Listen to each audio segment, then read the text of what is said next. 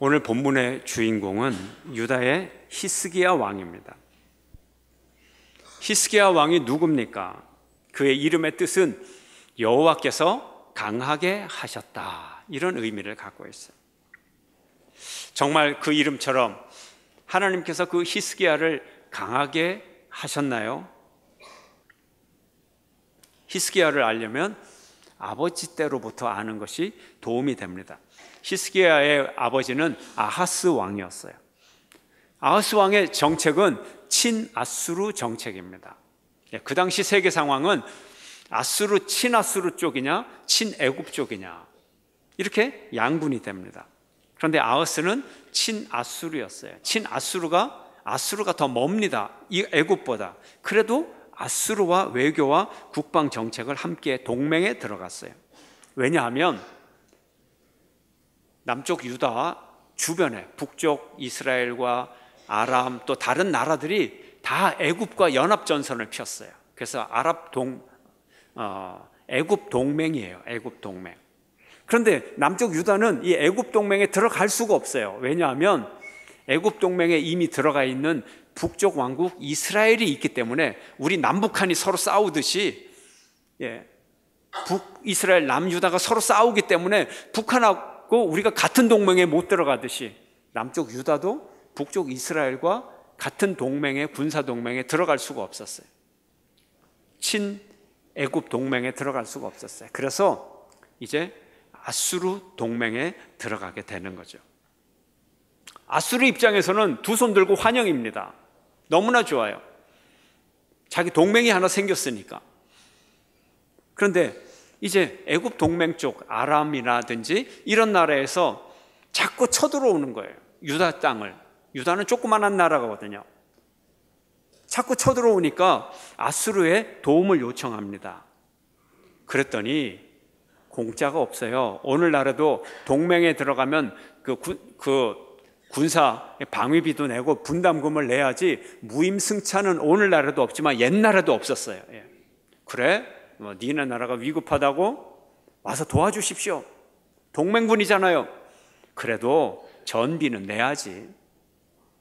그래서 이 유다의 아하스는 상당량의 이 전비를 지불하면서까지 아수르를 끌어들여서 전쟁을 했어요. 겨우겨우 이제 자기 국방을 유지해 가는 거예요. 하나님의 사람 이사야는 이것을 비판했습니다. 절대 그러지 말아라. 그래도 아하스는 듣지 않았어요. 그리고 아하스는 아수르라 하면 무조건 좋게 생각했어요. 아수르에 방문할 때가 있었는데 아수르에 가서 보니까 이방신의 제단이 너무 멋있게 근사하게 돼 있는 거예요. 아주 큼직한 제단이 있는 거예요. 저거다, 저거. 그래서 그 당시에 그 즉시로 이 아하스가 명령을 내립니다. 저 제단의 설계도를 가지고 당장 예루살렘에 보내가지고 당장 만들려고 그래. 내가 귀국하기 전까지 완공해야 돼. 이런 명령을 내립니다.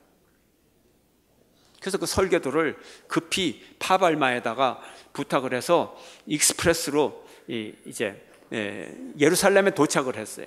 그걸 받자마자 제사장이 이제 원래 있던 제단을 밀어내고 제단을 만들어요. 얼마나 큰 죄악입니까? 하나님의 전의 제단은 누구의 양식대로 해야 돼요? 하나님의 설계도대로 해야 되는데 이방 신전에 있는 그 제단을 만들고 원래 있던 제단은 저쪽 북쪽 구석에다 처박아 놓고 귀국하자마자 성전을 방문해서 내가 지시한 제단이 제대로 돼 있어? 그거를 감독을 하고 그곳에서 제사를 드렸어요. 그러고는 명령을 내립니다. 앞으로 모든 공식적인 제사는 이 큰 제단에서 하고 옛날에 있던 그 제단은 저 북쪽 구석에 놓고 그거는 내 개인 용도로 쓸게. 이렇게 얘기를 하는 거예요. 얼마나 큰 죄악입니까? 그런데 이 아버지와는 대조적으로 아들 히스기야 왕은 하나님의 마음에 들었어요. 히스기야 왕은 재위하자마자 우상 숭배를 금지했습니다. 우상 숭배는 두 가지가 있어요. 말 그대로 우상 숭배, 우상 만들어 놓고 절하고, 또 두 번째 종류는 하나님을 우상처럼 섬기는 거예요. 바로 이런 거죠. 이방신의 제단을 갖다 놓고 하나님 앞에 제사 드리고 이런 식의. 또 우상과 하나님을 혼합해서 함께 섬기는 것, 여러 형태가 있는 것입니다. 먼저 히스기야는 산당을 폐지했어요. 산당에서, 원래 산당은 하나님께 제사를 더 친근하게 드릴 수 있도록 만든 것인데, 그곳에 바알신, 아세라신, 이방신을 갖다 놓고 또 하나님도 우상 숭배하듯이 섬기고, 그런 죄악이 퍼졌습니다. 산당에 있는 우상들을 다 도끼로 찍어서 다 부셔서 버려버렸습니다. 그리고 또 한 가지는 모세가 만든 놋뱀을 다 부숴버렸어요. 히스기야가 왕위에 오르자마자 불과 몇 년 안 지나서 주전 722년 북왕국 이스라엘이 아수르에 의해 망하게 됩니다. 북왕국은 남쪽 유다에 비해서 경제력이나 토지의 면적이나 군사력이나 모든 것이 5배가 강한 나라였어요.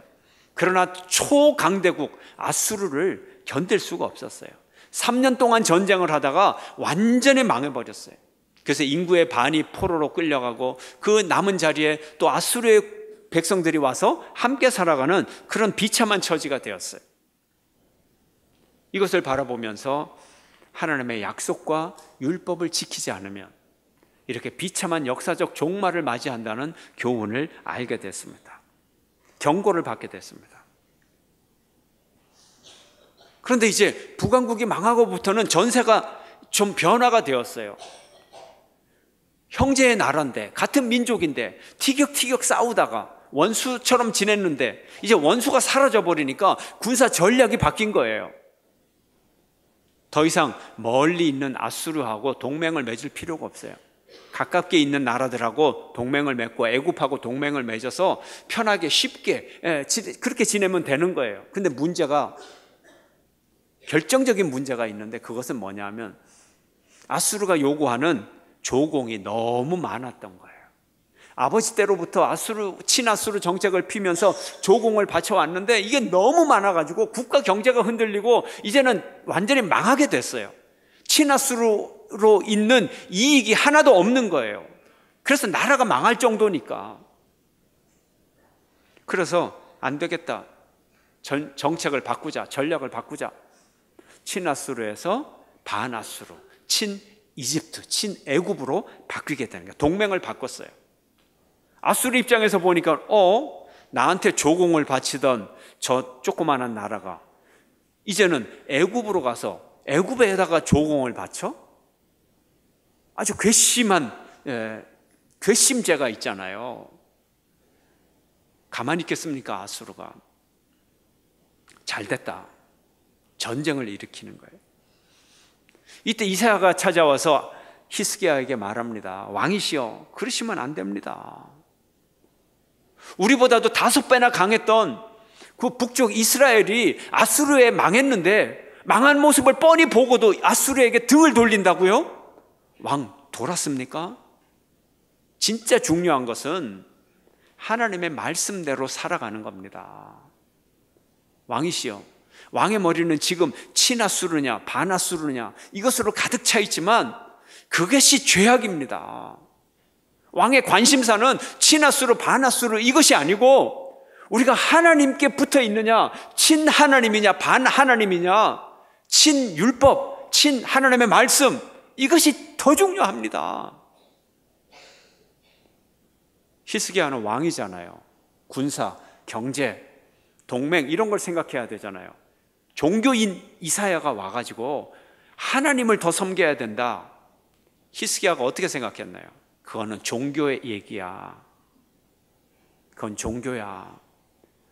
지금 나는 군사력을 얘기하고 있고 동맹을 얘기하고 있는 거야. 눈에 보이지 않는 하나님이 이 나라를 어떻게 지켜주실 수 있다는 말인가? 이게 히스기야의 생각이었어요. 그래서 히스기야는 굳이 고집스럽게 애굽과 동맹을 맺었고, 그 대신 아수르가 쳐들어올 것을 대비해서 단단히 전쟁 준비를 했어요. 예루살렘 성벽 중에 무너진 곳이 있으면 더 튼튼하게 잘 짓고, 그 다음에 수로 터널을 만들었어요. 수로를 만들었다. 이게 뭐냐면 수돗물, 물 들어오는 이 수로를 만든 거예요. 왜냐하면 예루살렘은 언덕인데 예루살렘에는 이 언덕에 샘물이 없어요. 그래서 근처에 있는 다른 언덕에 있는 샘물을 지금까지는 끌어다가 썼어요. 그런데 전쟁이 일어나면 예루살렘 성을 포위하고 적군이 와서 성 밖에 있는 샘물을 끊어버리고 자기들이 마셔버려요. 그러면 식량이 떨어지는 거는 그래도 조금 버틸 수 있지만 물이 떨어지면 며칠을 버틸 수가 없어요. 그래서 머리를 씁니다. 머리를 어떻게 쓰느냐 하면 이 샘물에 지하수가 있잖아요. 그래서 샘물을 지하를 파가지고 지하에서 터널을 통해서 예루살렘 성으로 그 바위를 뚫어서 물 터널을 만들고 그 샘물은, 기온 샘물은 흙으로 덮어버리는 거예요. 그러면 적군이 쳐들어와도 샘물이 있는지 없는지 모르잖아요. 그리고 지하 터널을 통해서 예루살렘에 물이 콸콸콸콸 보급이 되고 있어요. 지금도 제가 가봤는데 지금도 그 물이요, 사람 이 종아리 허리까지 찰 정도로 물이 콸콸콸콸 넘쳐서 예루살렘 이 실로암 목까지 내려오고 있는 거예요. 이토록 준비를 철저하게 했어요. 말 그대로 예상대로 아수르가 쳐들어왔습니다. 어떻게 됐을까요? 게임이 안 되죠. 그냥 순식간에 그냥 들어오면서 이스라엘 땅을, 유대 땅을 다 정복해버렸어요. 그리고 딱 하나 남은 성이 있어요. 그 성이 이름이 뭘까요? 예루살렘 성. 그런데 돈을 요구합니다. 근데 지금까지 조공 바치느라고 금과 은을 다 갖다 바쳤거든요. 이번에는 금 30달란트, 은 300달란트를 내라. 그래서 어떻게 전쟁에 묘면할까 봐 너무 위기에 처해서 그 금을 갖다 바칩니다. 어떻게? 한번 읽어볼까요? 열왕기하 18장 15절 16절 다 함께 읽습니다. 히스기야가 이에 여호와의 성전과 왕궁 곳간에 있는 은을 다 주었고 또 그때 유다 왕 히스기야가 여호와의 성전 문의 금과 자기가 모든 기둥에 입힌 금을 벗겨 모두 아스루 왕에게 주었더라.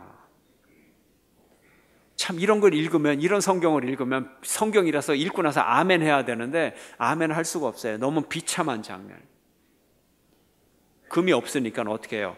건축물에 있는 성전 벽에 붙어 있는 금을 긁어갖고 그걸로 조공을 바쳤다는 거예요. 너무 비참하죠. 왕이 직접 그 금을 벗기는 그 마음이 어떻겠어요? 너무 비참해졌어요. 그런데요, 이 아수르가 포위하고서는 그냥 쳐들어오지 않고 이번에는 심리전을 펴니다.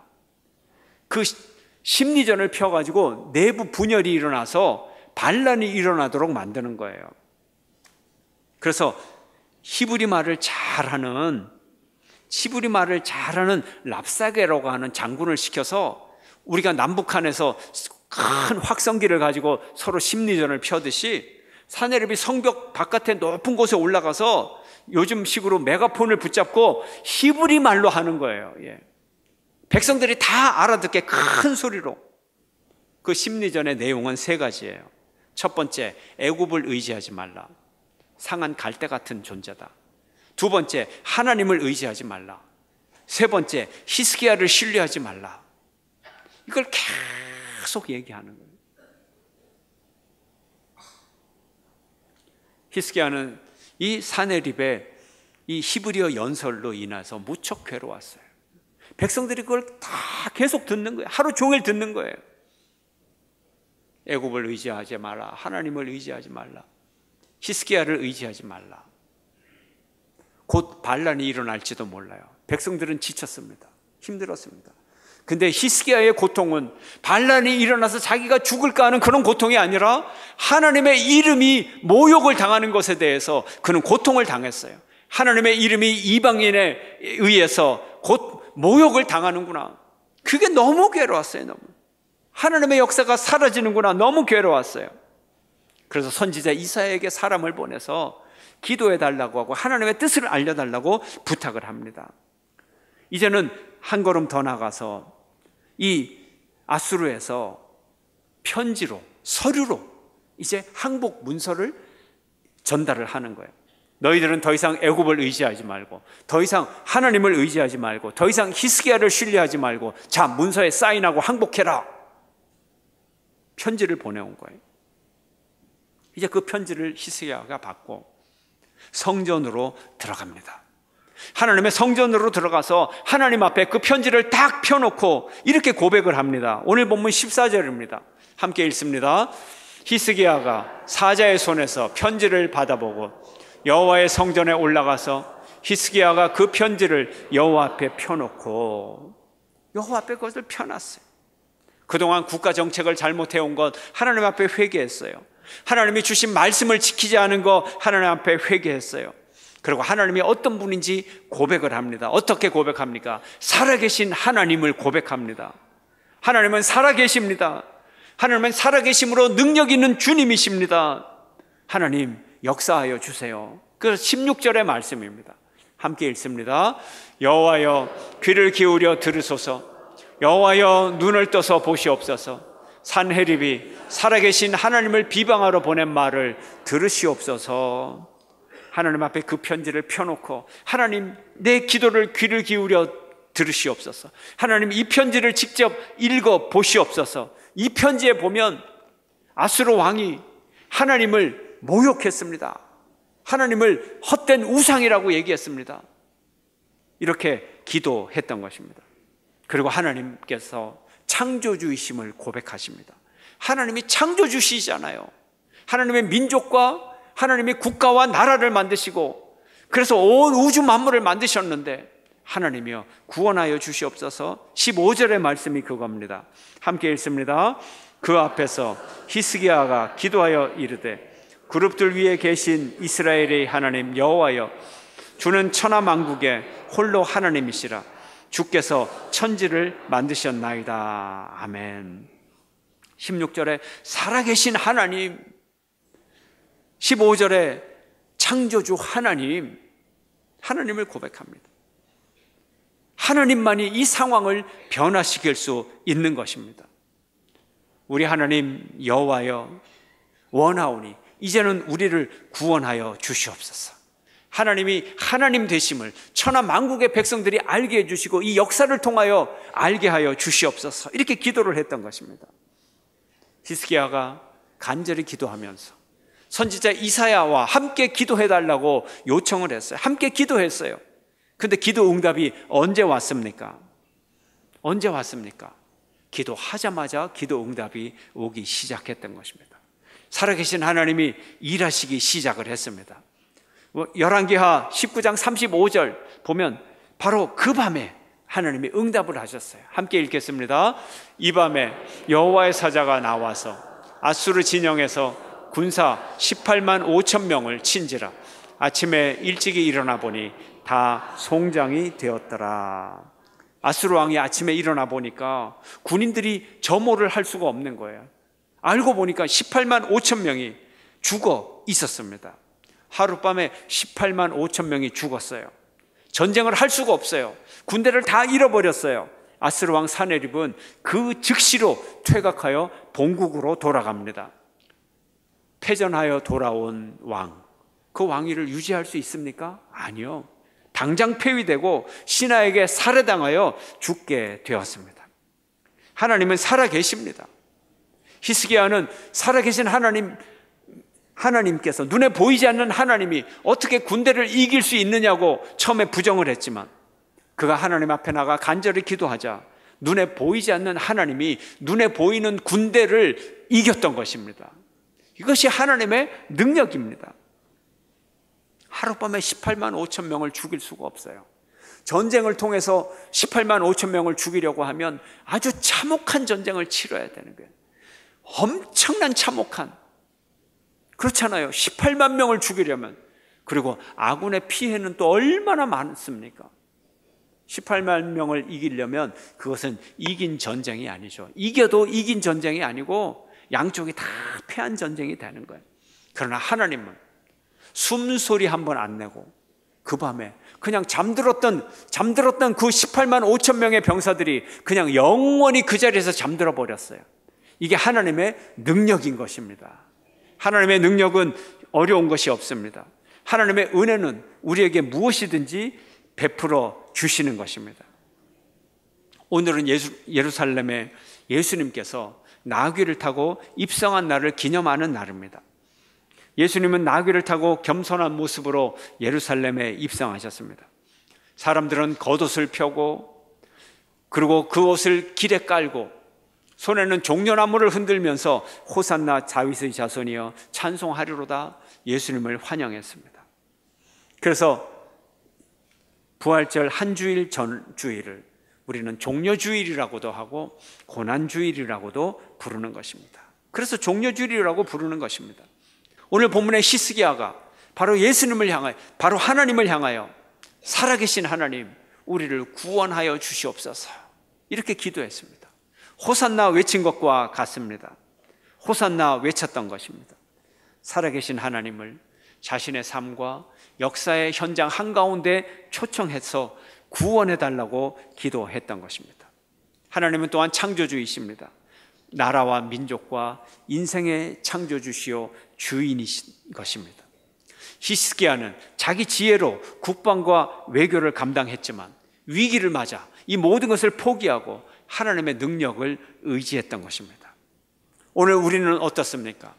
자기 지혜로 자기 사업을 영위하려고 하고 인간의 지혜로 국방을 유지하려고 하고 인간의 지혜로 외교를 하려고 하고 인간의 지혜로 가정을 운영하고 사업을 운영하고, 그러나 위기에 처했을 때 우리는 그 시간이 주님을 초대할 시간이라는 것을 알아야 됩니다.